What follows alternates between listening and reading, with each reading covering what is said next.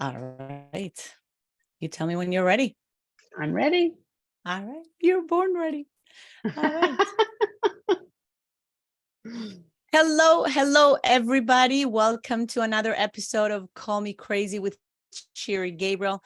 And it is a pleasure to have someone here that, as I was just saying, we have some history here. We have Yes, a good decade of knowing each other. And she is a leadership coach. She's helped a lot of people in the corporate world, outside the corporate world. She's helped me develop as a coach. So it is my pleasure to introduce to you Miss Carol Henry. Carol, I'm going to pass it over to you. Please tell us a little bit about you, who you are, what you do, and how can you inspire a lot of people? Because I know you do a lot of that. Wow. That's a nice thing to say. And thank you so much for having me here on the podcast. I'm really excited to join you on this. And I love that we're full circle again. We've been together. We've known each other for over 12 years, and I'm really excited that I've been a little bit on your journey. I guess you're asking me how I got here, and I've been coaching forever. I think I've been coaching since I was 10. I am the go-to person always in my family, with my friends and things like that. But what I've noticed as I look back over everything that I've done, I'm always working with women.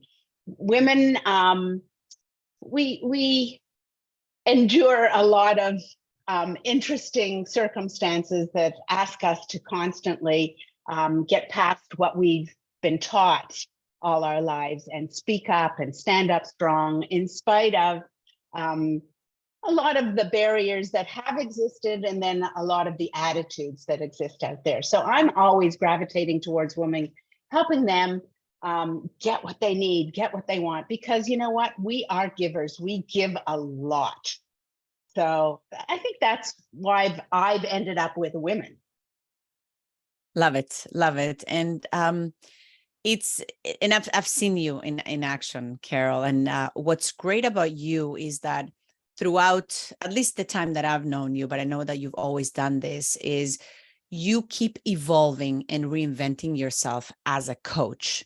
So many leadership coaches, they stay with what they learned, what they know, and they really don't evolve. And I know that you've always looked at what is the next best thing in coaching, not only from a technique, but even technology, right? Or assessments. And it seems that has given you really an edge, right? And if you want to talk a little bit about that, like what makes you different and better than other coaches that are leadership coaches as well of women. You've got it. It's that learning piece. It's learning what's next, what's new, and what people are learning about people, because we're all constantly evolving. We're never stopping to stand still. And I am the last person to stand still, for sure. I think the most exciting thing that I have noticed over the years is that everything I add to my toolbox it's very similar. It's based on self-awareness. It's based on telling the truth about oneself. It's based on learning how to be objective, to find the 2% truth in everything, so that we always have the opportunity to make a choice to change and move with the time. So, and the funny thing is, we're always saying the same thing. It's always about who are we inside? What's our North Star? You can't have it unless you can visualize it. And we're always making choices. So it's always back to this. How do we make our choices? Where is our awareness of the long game? And how do we play that long game with our short game so that it leads to where we really want to go? Love that. And you just said something, and I don't know, maybe I've never heard this before, but what is this 2% truth? Oh my gosh. It's really interesting. when you're talking to anybody and they are giving you information, our brains really sort for what we already know. It's called confirmation bias. And so we tend to believe what we already know and absolutely just toss anything that we don't. So when we're getting feedback, when we're connecting with people, sometimes they'll say stuff that'll just do that to us. And we'll go, nope, no way, no way, no way. But really, if you stop to pause, everybody has some truth to offer you. It may not land as the big piece, 100% truth, but if you get curious, you will find where the 2% truth is for you. And then you've got a little piece of the future you, if you choose to let it in. So I always like to ask my clients, just look for the 2% truth in all relationships. When our relationships aren't working, still look for the 2% truth. With our kids, when they say silly things, look for the 2% truth, because it is there. There is always a bit of truth in what people see about you, even if it's not 100% right. I love that. I love that. It's, first of all, it makes it so simple.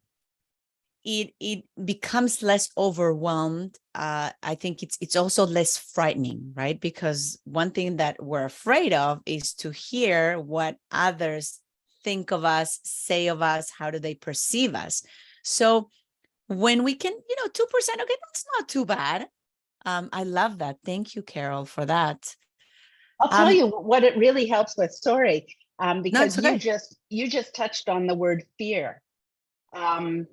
When people are giving you information and when it's about you, immediately you sort of stiffen, right?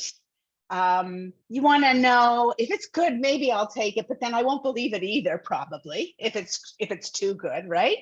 So we dismiss it that way. We dismiss it the other way. We defend ourselves. We naturally go into a fear response because that's our brain's job, to sort for danger. So we go into fear, but the antidote to fear is curiosity.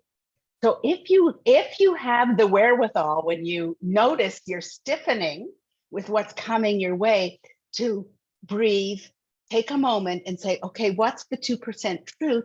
That's curiosity. And curiosity takes you out of your fear, the primitive part of your brain, into your prefrontal cortex, where you can actually process information with creativity and curiosity.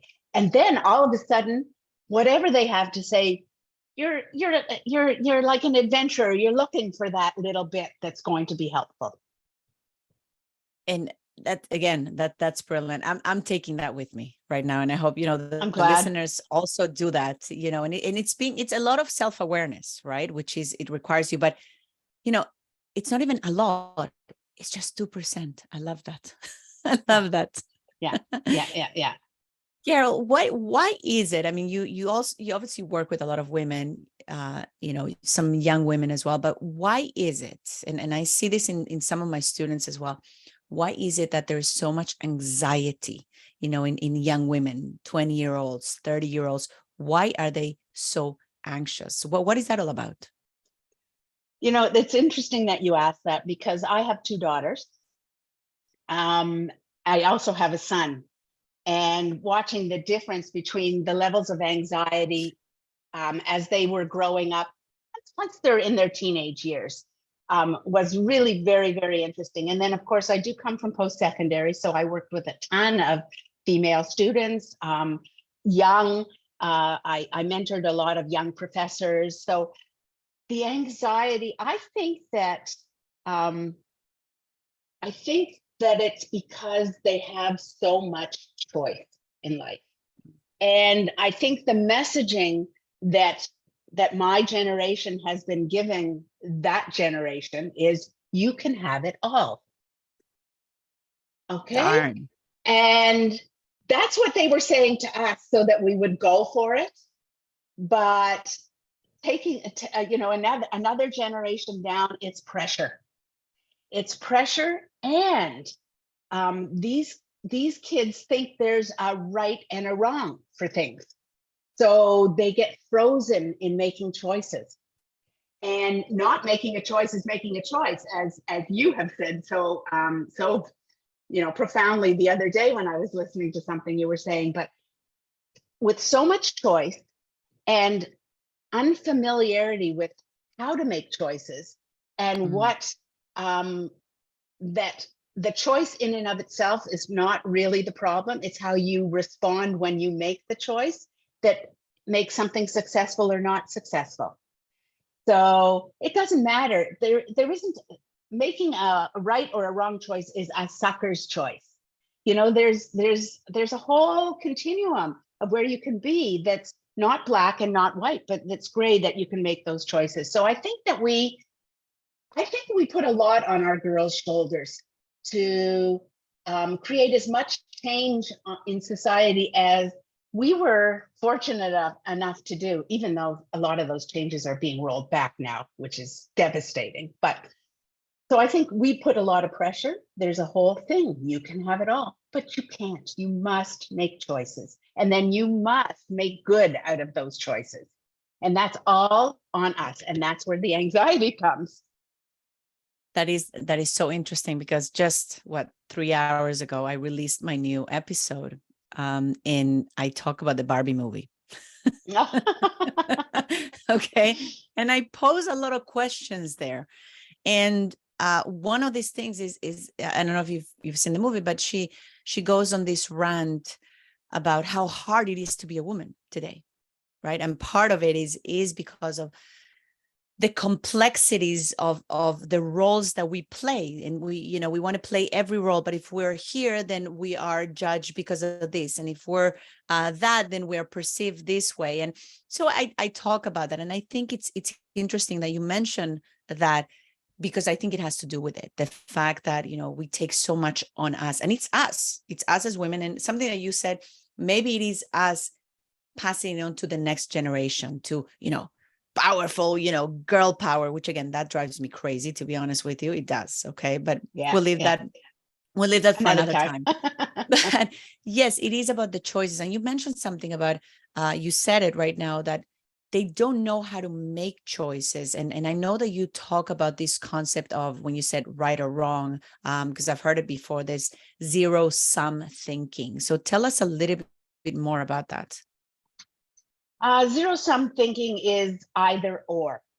So you get really stuck because you think that if you choose the either, then you are, the or is a loss.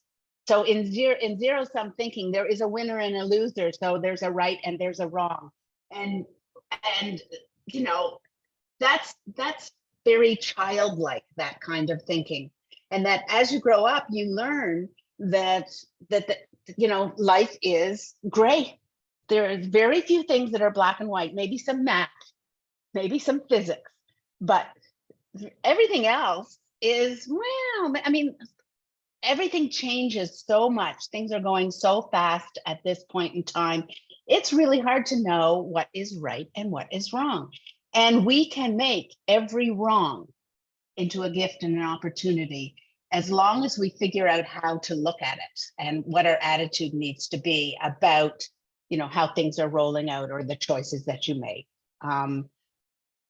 It takes reflection to look back and find the gifts and find the opportunities in whatever choices you make at any given time, or whatever happens at any given time. And that's our job. That's our job, to have a good attitude, is to find the gift and opportunity, because it's really easy to find the negative. Yeah. Yeah. It's interesting. That's our job. I can't remember where I read it or who said it, that we're put on this earth to be happy. Our job is to be happy.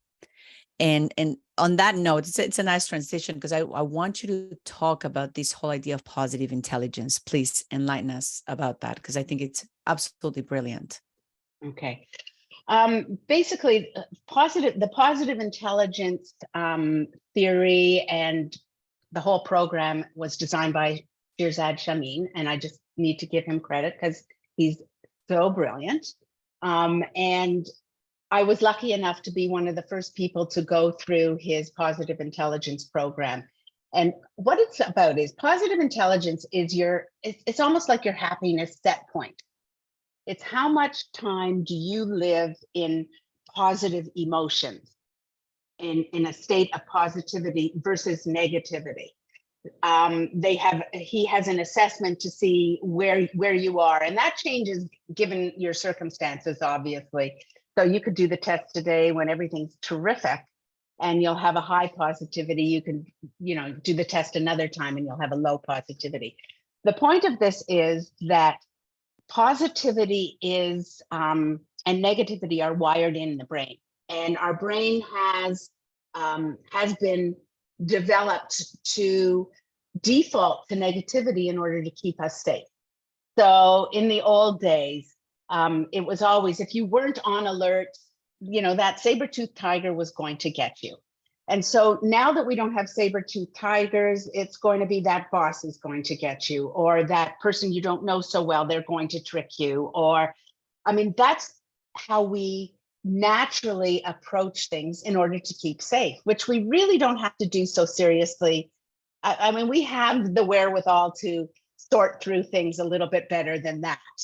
And so the key is, how do you wire your brain so that positivity is equal or more important? So we're wired more for positivity than negativity.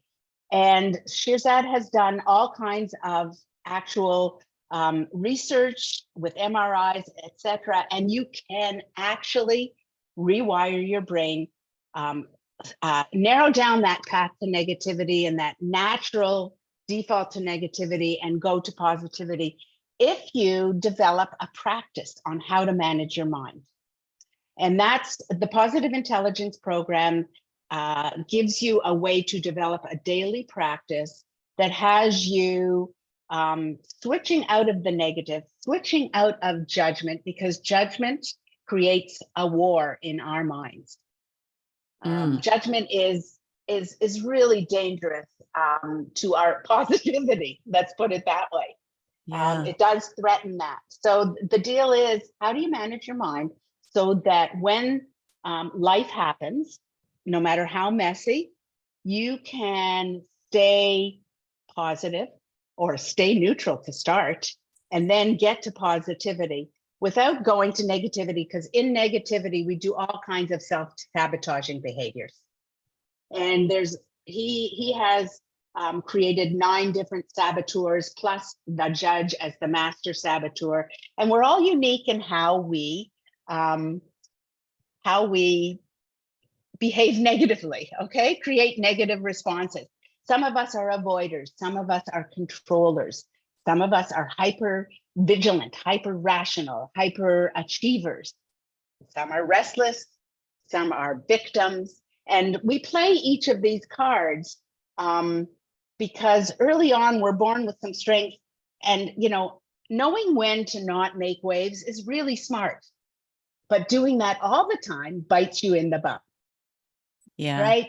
Yeah. Learning how to control things is wonderful for getting things done. But if you have to control everything around you, people are demotivated, don't really want to be around you. So your strengths become your weaknesses when you overuse them. It's like using a big, huge rubber mallet to bang in a nail. Not necessary. So in positive intelligence, we learn to find out how we uniquely sabotage ourselves, what our old stories have us believing, and how we have learned to leverage our strengths and then overuse them, and then become a controller, or become restless, or have fear of missing out, all these things that actually sabotage us. So develop a practice, learn how to manage your mind so that you stop and think, and then leverage your prefrontal cortex, your curiosity, so that you're in your higher order thinking, which is where we need to be in most of our life. Yeah. Yeah. Well, the whole idea of neuroplasticity, right? And rewiring your brain. Yes. Which is, it's true. I don't know how much people believe in it, but it's proven. There is no if or maybe. It is a proven thing that you can rewire your brain. As you said, you rewire it So then your brain basically learns, right? And it's wired for you to react differently, to think differently, to behave differently. And it's the whole Right. idea of neuroplasticity, which is, it's brilliant because it's brilliant. proven. I love this whole idea of positive intelligence. And if people could actually understand, because one of the things that you said, and I love that, because I don't think I've ever heard that or thought of that. And Carol, and thank you for enlightening me on that, is that many times our strengths, we overuse them and they become our weaknesses, right? And as you're talking, I'm like, yeah, darn, that's, it's true. And then you can detract people from you thinking, no, I'm using my strengths, I'm using my superpower, but that could backfire against you, right? Exactly. And what's very interesting, because in the beginning you alluded to the fact that I have a lot of different theories in my toolbox. I first learned about overusing your strengths with the Lumina learning assessments that I do. I And what remember that. yeah, Yes. and it's so interesting that everything, like, it comes together. Everything comes together with different ways of explaining it and different ways of illuminating it for people. So there's always a way to help people see, oh yeah, I do that an awful lot. Maybe that isn't the right response all the time.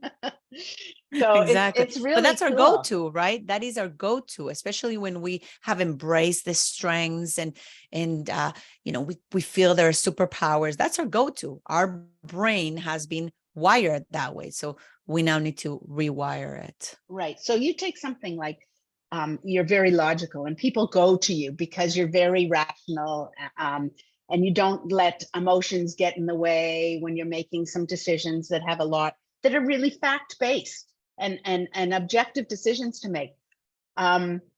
If you overuse that rationality, you become argumentative and difficult to get along with. So it spoils the making the decision, the using the rational information that you need to make the decision. Once you become overextended in that and you start to argue, all of a sudden you lose your credibility. You lose your ability to influence. Yeah. Yeah. Well, they say that competent communicators or leaders, they know that they're situational, right? They understand that it's situational. They know how to behave in a certain way based on the situation, based on who they're with. That's part of being a competent communicator. So you know, it's a toolbox, right? We have a toolbox of strengths, of qualities, our personality. And so we know how to use when, what, to become good communicators, good leaders. And I love that. And so this brings us full circle around to this choice piece. Because when you're involved in any kind of relationship, you have a choice. Are you going to respond or are you going to react? And so, wait, no let me matter repeat what, that. Let me repeat that. Are you going to respond or are you going to react? What's the difference here? Well, obviously, react is knee jerk, right? It's just like having, when your doctor is testing your reflexes. We know where our reflexes are going to take us, into our worst behaviors. When it's a negative situation that has us scared and we react, we probably do something that we're not so happy about. If we are aware of the impact of a stimuli on us in a second, it has to be less than 0.07 seconds. Like blink of an eye, you have to go, ooh, yeah, that hurt. And then okay, negativity, pause, stop, don't say anything. You got to teach yourself how to take that 3, 4, 5 seconds. We all feel obliged to answer quickly. Think about how quickly we want to answer those emails. We want to answer those texts. We're not obliged. We have the power, the right, the choice to take a few moments, whatever that means. And it's so interesting when you see people who do take that pause to make a choice about, I'm negative. This is what I do. This is what I have to do. I have to go up here. I have to ask a question. And they can do that really quickly. Once you work on it, then they will not put their feet in their mouth nearly as often as reaction. I'm not saying it goes away 100%. No, you know, Of like, course not. We're it's humans.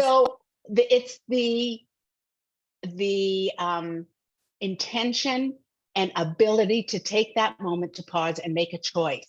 How you're going to hear that. Are you going to hear the 2% truth, or are you going to choose to listen to the negativity and get scared? Right? Like, we have that ability if we teach ourselves how to do it. 100%. 100%. Carol, as a woman, right? Because you work with women, that's your target really, and you've helped so many women. As a woman, looking at your life, what would you change? If you could change one thing about your life, what would it be?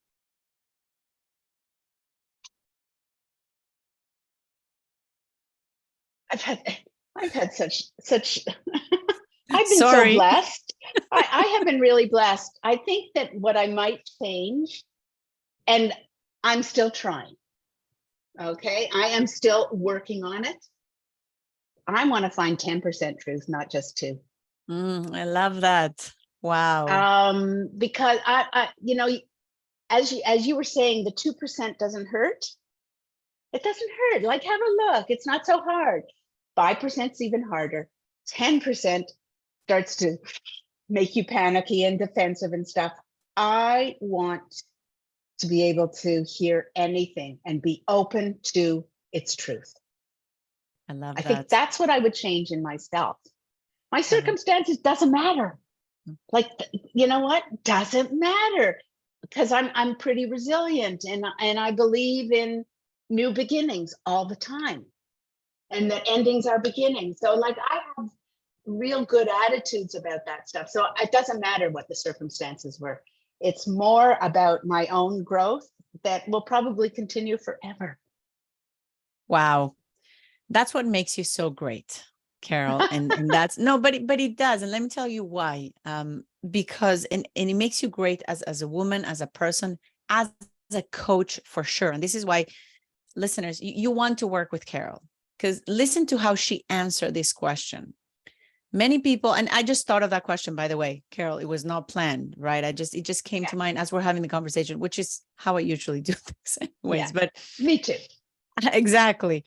So how you answer this question is you went inside you, what you can control, first of all, number one, and the growth within you. It wasn't about the circumstances in your life. What could you have more of, right? But how can you be more of, be versus have? And I congratulate you for that, because that thinking alone is brilliant. And as you said it, you're always going to be growing because of that, because changing, what would you change in your life? It has to start with you and within you, and stay there, to be honest with you, because the circumstances and what happens around you, it's actually a reflection of you most of the time anyways. So thank you for enlightening us with that answer, because I think if there's one thing that the listeners should get from this conversation is exactly how you answer that question. So thank you. Carol, please tell us, how can people reach you? I am going to have obviously your coordinates on the description of the podcast, but tell everybody how they can reach you. At Carol at carolhenrycoaching.com. It's CAROLHENRY coaching.com. Just send me an email, and you can watch. I will be launching a new program beginning in October, and it's called Silencing Your Inner Mean Girl. And it's approximately a 3-month program. I will work one-on-one with you, or groups, depending on how many people I get in my launch. And the first 10 people will be getting the program at a ridiculous price. My coach is not happy that I'm going to offer it out at that, but I want to. I just want to. So watch for that. Shiri will send out a link to to that when it's available to the actual sales page. So Excellent. Carol, what am I thinking or wanting to solve, or what are some of the questions that I have and, the listeners could have that will prompt them to reach out to you because you can help them with what? Okay. We all have, sorry. We all have an inner voice. So as you can tell, I want that inner voice to be your cheerleader, your best supporter, your best friend. Unfortunately, that inner voice is usually our inner mean girl, warning us, telling us we're not enough, telling us to work harder, sabotaging us, basically. So what I am doing with this program is helping you get rid of the nasty, critical, judging voice and learning how to manage your mind so that life's messy challenges, as well as its good stuff, can enter in and you can breathe life into every situation with ease and flow. So, do you worry you sacrifice too much? Are you missing too much of your kids? If you do this, are you criticized for it? And if you do the opposite, are you criticized for it? It's how to get rid of that war in your mind. And that's what I'm going to do. I'm going to help you have peace of mind and navigate life with ease and flow. Amen. Amen. Carol, thank you so much. Like I said, you've helped me tremendously. You actually coached me to become a coach. You inspired me. And I know how many other women you have inspired and how many more women you can inspire. So listeners, please get in touch with Carol. She's absolutely wonderful. And she will help you get rid of that inner voice that you have in your head. Carol, thank you so much for being here with us. I appreciate you, and have a wonderful, wonderful rest of your summer, and good luck with your new chapter in your life. Thank you. Thank you so much. I appreciate you too, Sherry. It's been a fun. Bye-bye. Thank you.